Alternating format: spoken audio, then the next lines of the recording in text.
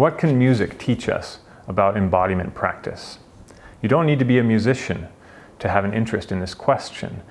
There's this thousands-year-old tradition of humans making music and tuning it to have an effect on our physiology, on our emotions, on our sense of time, our sense of self. So if you're interested in modulating these things in yourself or others, if you're curious about how the nervous system, the deep nervous system, responds to pulse and resonance and time, all of these qualities are encoded in music in a way that's very affecting for most of us. And it has lessons to teach us, whether or not we call ourselves musicians. And as an example of this, I'd like to just take us through a brief sequence, and then in videos to come, we'll be diving into the science of musical embodiment. But just to begin, all you need in this moment is to hear me and also to feel into your own midline body.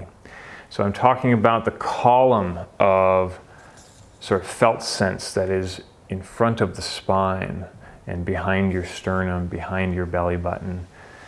And especially just notice the tone of the diaphragm dome, this bounded boundary between heart and belly, and ask yourself, what am I feeling in the unfolding of a sequence of sounds? And this is a familiar one to most of us.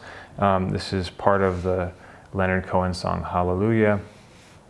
And so we'll start with a note and it'll go somewhere, and then you will feel possibly something in your body. Start on a B flat. Well, it goes like this, the fourth, the fifth, the minor fall and the major lift, the baffled king composing, hallelujah, hallelujah, hallelujah,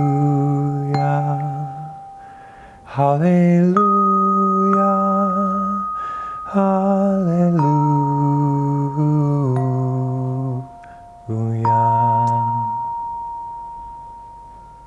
So please forgive that rendition, but also I'm curious what that took you through physiologically, what you felt in terms of the responses of your body, of your autonomic nervous system.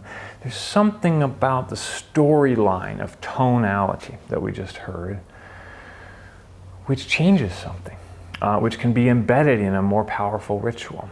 And you don't need to be making musical sound to draw lessons from the sequencing of those tensions, those establishments of home, those departures from home, those inversions of what we think we're about to find out, and then those returns back.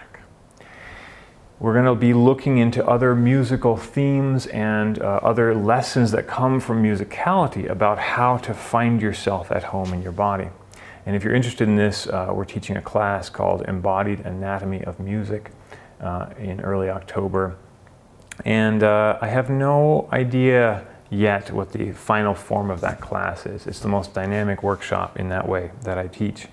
But it'll be a combination of embodiment practice, of musical language set in a non-jargony way, and related to the science of musical embodiment, the neurobiology, the interpersonal, cultural background of music making.